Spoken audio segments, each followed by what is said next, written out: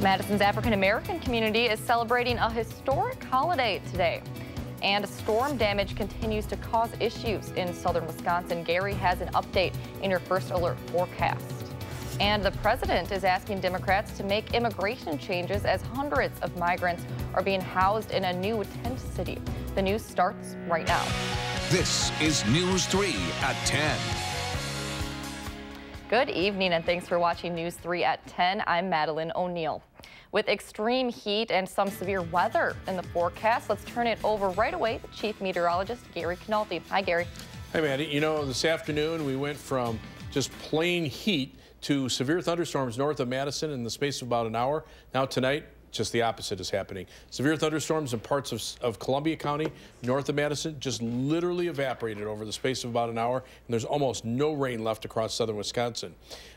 We had some severe weather and also some very heavy rainfall in two spots. Last night, it was across the southern portion of the Madison area with about 3 to 5 inches in a narrow band from south of Black Earth through the southern part of Madison and back towards Stoughton. And then today, the heavy rain was between Poynette and Portage up in central Columbia County, as well as a brief tornado touchdown and some hail and high wind reports there. But now I think we'll stay dry for the rest of the evening. The thunderstorm threat is over with, but it'll remain very muggy overnight. And then look for high temperatures in the mid-90s for tomorrow, close to the record high of 95, and heat and humidity continue into Monday before some strong storms develop late in the day. Heat advisories in effect until 7 p.m. tomorrow for all of southern Wisconsin. High temperatures today, mid-80s to the mid-90s. La Crosse at 94, tied a record high temperature. Here in Madison, we're just shy of 90 at 89, but we're still at 84 right now. And more importantly, dew point temperatures are in the low to mid 70s. You factor those two together, and even at 10 o'clock, it feels like it's 90 degrees here in Madison because of the high humidity. By tomorrow morning, look for temperatures to only drop into the middle 70s. Tomorrow will be a partly sunny day. It'll be hot and humid, also a little breezy with a high of 94. That'll be close to the record high, and heat index values will be between 100 and 105. That's your first alert forecast. Wow, all right. Thank you, Gary. And this is a video from a News 3 viewer of a tornado near Drake Road in Poynette. We're still waiting for official reports of what kind of damage was caused. We invite you to share your pictures of storm damage on our Facebook page. And people in Madison are cleaning up today after heavy storms rolled through the area last night. The storm knocked down trees, flooded streets and homes, and dislodged manhole covers. Several trees reportedly fell on cars. One car owner says he just moved to town 2 months ago, and this was the first severe storm he's experienced here. He says he's thankful for the help from neighbors and is glad nothing worse happened. You know, luckily for us, it's not on our house. Nobody was in the car. Nothing that's going to affect us long term. So we're thankful for that. Whole Foods was closed today because of flooding, but they hope to reopen tomorrow. The Red Cross says it helped 6 people who were displaced after an apartment complex flooded, but there's no word yet on when the people will be able to move back in. A part of the Beltline was also flooded last night during that storm. Cars stood at a standstill, waiting for water to recede between Whitney Way and Midvale Boulevard near Verona Road. A lot of cars trying to pass through the water stalled out. Even some emergency vehicles struggled to get through. And that storm last night didn't cool things off much in Madison. Much of the area is under a heat advisory until tomorrow evening. It's hard to be comfortable outside with that heat, but plenty of people are still out enjoying the dry conditions today. Parks were full of kids beating the heat, playing in the splash pad over at Lakeview Park in Middleton. So far, no official cooling shelters have opened in the area, but officials are reminding people that libraries can be a good place to go if your home doesn't have air conditioning. They're also encouraging people to drink plenty of water. As temperatures reach highs in the 90s this weekend, state transportation officials are warning drivers about pavement buckling. The hot weather means conditions are perfect for that to happen. The heat causes slabs of pavement to expand and push against each other, which can result in buckling if the pressure becomes too great. The DOT is advising drivers to check the 511 travel information system before making any trips. Drivers can report serious pavement issues by calling 911. Today in Madison, residents celebrated a special tradition that dates back hundreds of years. News 3 reporter Adam Duxter was at the celebration and joins us with what makes today so special for so many. Adam? Today, members of the Madison community gathered to celebrate resilience, heritage, and culture. Jerk chicken, yes. Food, performance, and music, starting with the parade and moving into a celebration. It's a celebration of Black people and the resilience of Black people, our heritage and our culture. We are celebrating today resilience. A historic event rooted in emancipation, now celebrating the things that make the community so special. We have vendors who are selling fried foods, catfish, snow cones, all the traditional things that, you know, we sell in the neighborhood. And don't forget the music. It's very important because you have to know where you came from in order to know where you're going. So music is a big part of that stitch, you know, that keeps that fabric bound together. A party for both young and old. A party even the heat couldn't stop. It's hot out here, but I'm enjoying it. It's better than the cold. It's better than all the rain. Everyone I talked with in charge of today's event said they look forward to seeing it continue to grow each year and said they are excited for the younger generation to start becoming more involved. And let me tell you, today was a blast. It didn't matter the heat. We all had a very, very good time. Looks like you had a lot of fun. Thank you, Adam. And today, police and others in Milwaukee are honoring a police officer killed while on duty. Squad cars and police motorcycles lined up outside a Brookfield church hours before the funeral service for Milwaukee police officer Charles Irvine. Irvine was killed last week when a squad car he was riding in rolled over near an overpass during a high-speed chase with a driver allegedly driving recklessly. A visitation was held this morning at Elmbrook Church in Brookfield with a funeral service right after. It's the first time since 1996 that a Milwaukee police officer has been killed in the line of duty. Ahead of their stop in Madison later this week, the survivors of the high school shooting in Parkland, Florida, were in Chicago last night, joined by hundreds of people showing their support for ending gun violence. The Parkland teens were taking a bit of a back seat last night, letting their spotlight shine on the city's youth movement, which has struggled to get the same kind of attention. Celebrities like Chance the Rapper and Jennifer Hudson pumped up the crowd of thousands as they took to the South Side streets. We're anti-gun violence. We're here for peace. So we're gonna walk down the streets and we're gonna get extremely loud. The Parkland students will be in Madison on Friday. In international news today, at least 17 people are dead after suffocating from tear gas at a party in Venezuela. Over 500 people were at the party inside a club in a middle-class neighborhood in Caracas when a fight broke out, causing someone to turn on a device spreading tear gas. 8 of the dead were younger than 18 years old. Police in Moscow say 8 people are injured after a taxi crashed into pedestrians on a sidewalk near Red Square. The incident is under investigation, and police say the driver is being detained. Authorities don't believe the event is linked to terrorism. Rather, the driver allegedly fell asleep at the wheel when he lost control of the vehicle. Witnesses say the man tried to run away after the crash. Much needed rain is hitting parts of the Southwest today, an area dealing with large wildfires and dry weather. There are nearly 50 large wildfires burning in 9 western states, the largest just outside of Durango, Colorado. That fire is only about 18% contained, burning more than 32,000 acres in the last 2 weeks. The rain could create new problems, however, as the crews are worried about flash floods in areas where vegetation has been burned up. President Trump is again lashing out at Democrats in Congress on immigration. In a tweet today, the president repeated his assertion that Democrats are to blame for the separation of migrant families at the U.S. border and called on them to work with Republicans on new legislation. This comes as hundreds of migrant children are now being housed in a new tent city in a Texas border town. Weijia Zhang has more. We're getting a first look at the so-called tent city in Tornillo, Texas, created for children being separated from their parents who are trying to cross the border illegally. I hate it.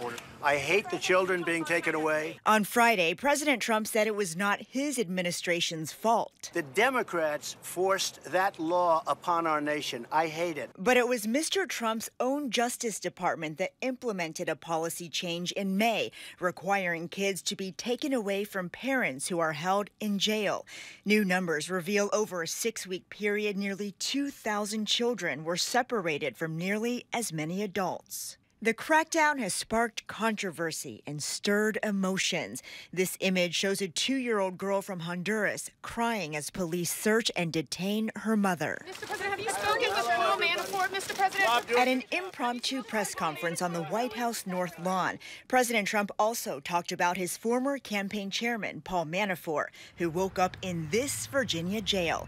The president tried to separate himself. You know, Paul Manafort worked for me for a very short period of time. A federal judge in Washington sent Manafort behind bars after prosecutors accused him of tampering with witnesses. He faces dozens of charges, including financial fraud, money laundering, and false statements.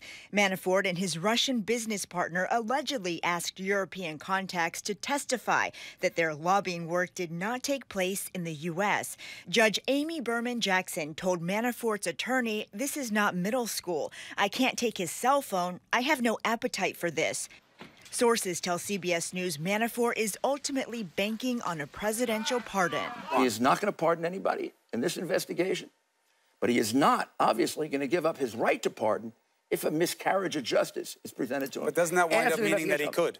That he might? Well, of course he could. Of course he could.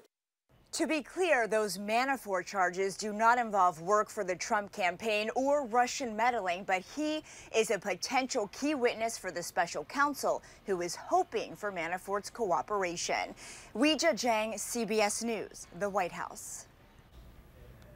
Closer to home tonight, one person is dead after crashing their motorcycle into a minivan. The Dane County Sheriff's Office says just before 11:30 this morning, the 24-year-old motorcyclist was driving on Highway 73 near I-90 in the town of Albion when he crashed into a minivan turning onto the interstate. The 71-year-old driver of the minivan is being treated at a local hospital, and she's expected to be okay. In Sun Prairie, 3 people are without a place to stay tonight after a fire this morning. Sun Prairie firefighters say they responded to the fire around 8 o'clock this morning on the 300 block of MacArthur Road, a few blocks away from North Bristol Street. Investigators say the fire started in an attic of the rental property. And with over $100,000 worth of damage, firefighters say residents won't be able to return. Everyone was able to get out safely. And new tonight, a Madison reunion is wrapping up another night. A big part of today's festivities was a 60s party. Graduates of UW-Madison from 1968 and those interested in the events of the 60s have spent the weekend learning and discussing what happened on campus 50 years ago. On top of different speakers today, people got to mingle at an ice cream social. The event started on Thursday and wraps up tomorrow. Groceries for a good cause. The Middleton Police Department parked a squad car in front of the Pick and Save in Middleton today to load up with food items. The Stuff the Squad's Car event encourages grocery store customers to donate pre-selected food essentials to the Middleton Outreach Ministry for those in need. Volunteers from the police department help to show their support for the cause. When you connect with the community benefits. That's why we have a very safe community here in Middleton, and why the community really appreciates and supports the police department. Middleton Outreach Ministries set a goal to collect 4,000 pounds of non-perishables throughout the day. Kroger, who owns Pick and Save, plans to match each donation. Coming up, blues bands take over Madison. We'll hear from local musicians on what tonight's festival at Warner Park means to the city.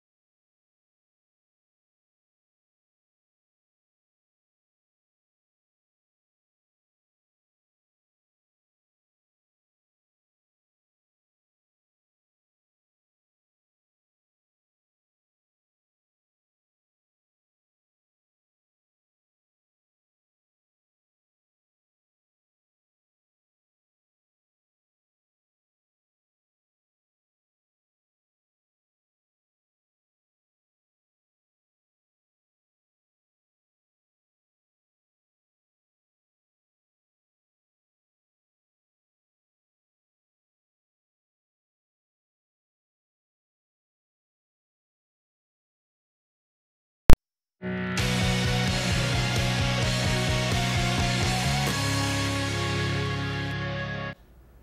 a busy night for music around Madison with concerts from the Doobie Brothers to Steely Dan and some of the best blues musicians in the area.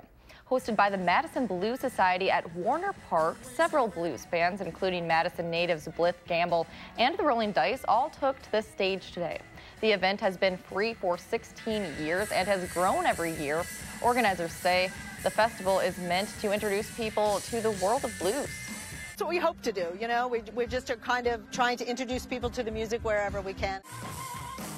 Organizers also say it's important to present a mix of local and national acts. It was a hot day for that festival, huh, Gary? Yeah, you can see the storms in the background. Yeah. Didn't have a drop of rain over at Warner Park, which Yeah. is good, but to the north there were some severe thunderstorms in parts of Columbia County.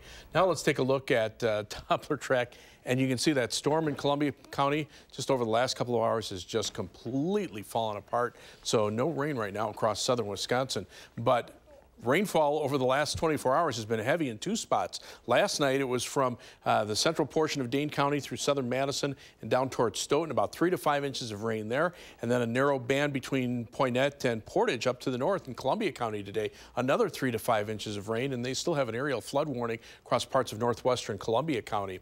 In addition, there was a brief tornado touchdown near Poynette around 5:25 that produced a little bit of damage. It was on the ground for a couple of minutes. Some trees and power lines down around Poynette, and then also golf ball sized hail around Poynette from the same storm that just kind of sat over the western portion of Columbia County. But right now on Doppler track, things are very quiet in southern Wisconsin. Tornado watch back in Minnesota is being replaced by a severe thunderstorm watch, which extends into northwestern Wisconsin through 5 a.m. That's where all the storms will be for tonight, up to the north. But tomorrow the severe weather threat shifts a little farther south. By the time the storms reach us, though, it should be after midnight. They'll be weakening. There's still an outside threat of a strong to severe thunderstorm north and west of Madison, where there's a marginal risk of severe weather. And then on Monday, that severe weather threat shifts a little farther to the south, and we could see some storms fire up late in the afternoon ahead of the cold front before the heat breaks, and those could bring gusty winds and hail. As far as alert days are concerned, still have one in for tonight, not for the thunderstorms anymore, but for low temperatures in the mid-70s with heat index readings at or above 80 through much of the night. And then for tomorrow, look for a high of 94 at the heat index up into the triple digits, and that'll be close to the record high of 95. On Monday, look for a high of 88 with heat index values in the 90s before thunderstorms develop late in the day. Heat advisories in effect through 7 p.m. tomorrow for much of the central Midwest. Excessive heat warnings for the St. Louis, Chicago, and Minneapolis metropolitan areas. As we take a look at future track temperatures, they begin in the mid-70s tomorrow morning, climb to the mid-90s for tomorrow, drop only back into the middle 70s for Monday morning, and on Monday climb into the upper 80s before the thunderstorms reach us. As far as heat indices are concerned, we're going to see those track into the lower to middle triple digits, about 103 here in Madison by Sunday afternoon, back down only into the mid-70s to around 80 by Monday morning, and then get back into the 90s on Monday, again before those storms reach us. The time lapse from the Platteville Queen Bee radio sky cam, you can see how clouds developed, but no rain across southwestern Wisconsin. They missed out on the rain last night. They missed out on the rain today. The live view from the Edgewater sky cam in downtown Madison, the Capitol's lit up, but it is muggy out there. The high today in Madison topped out at 89 degrees. The overnight low temperature at 68. As we check out our forecast, look for a low of 74. It'll be very muggy overnight. Tomorrow's high 94 with the heat index up into the triple digits at times. On future track, you can see no rain expected for the rest of tonight. Temperatures mid-70s. Highs tomorrow, lower to mid-90s. And then tomorrow night, look for temperatures in the mid-70s. Again, some thunderstorms late tomorrow night into early on Monday morning, and then firing up again Monday afternoon. High temperatures in the mid to upper 80s. As we look at the 7 to 10 day forecast, those temperatures at least come down on Tuesday into the upper 70s and then stay in the low 80s for the rest of next week and into the following week. There'll be some thunderstorm chances toward the end of the week, but the humidity shouldn't be too bad. All right, thank you, Gary. You're welcome. Well, the Brewers hoping for another win against the Phillies today. Highlights next in sports.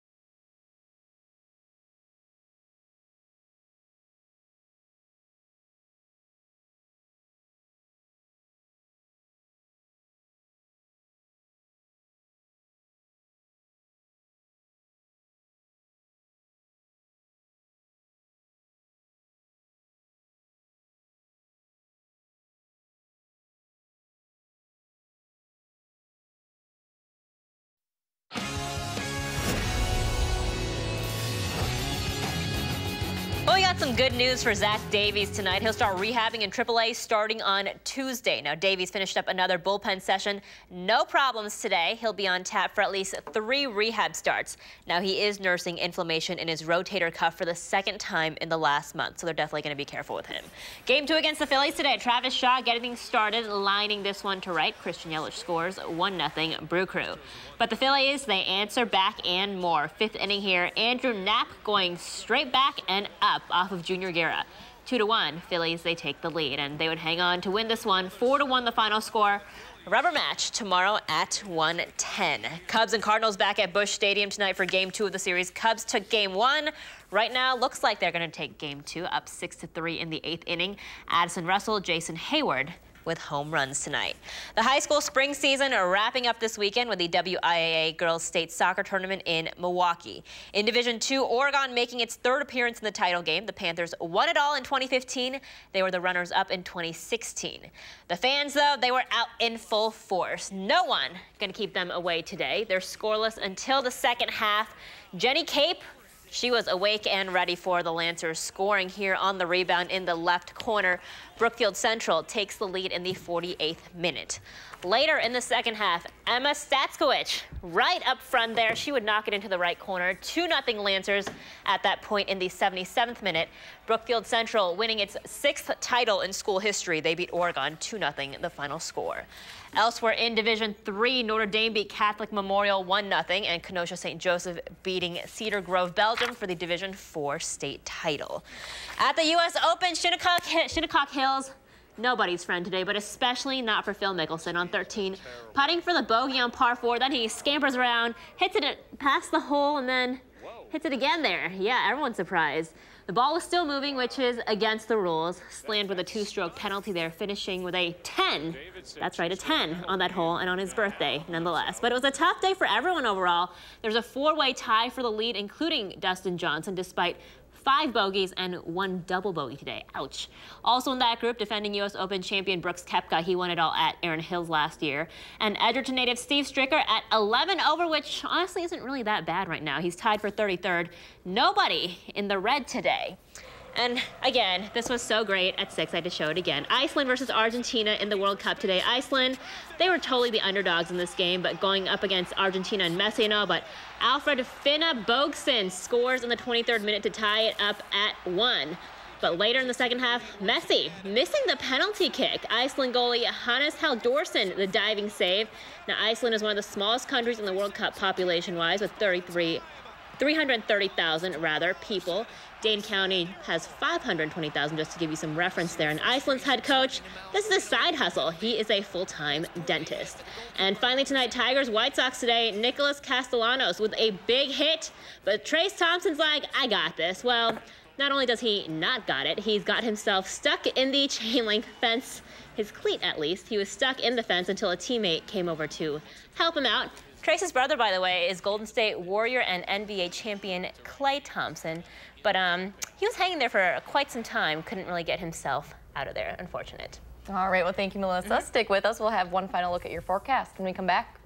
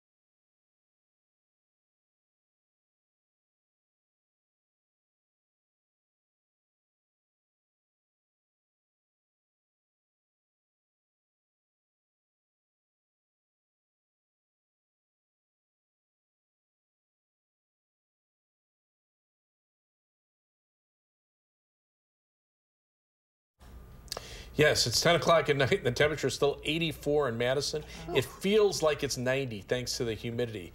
And heat advisories in effect for all of southern Wisconsin through 7 p.m. tomorrow night. Look for a high in the mid-90s tomorrow, upper 80s on Monday. Some thunderstorms late in the day start to break the heat, and then temperatures mainly in the low 80s for next week with some thunderstorm chances toward next weekend. Welcome to summer, right? Right. All right. Well, thank you, and thank you for watching News 3 tonight. Have a great evening. Download the new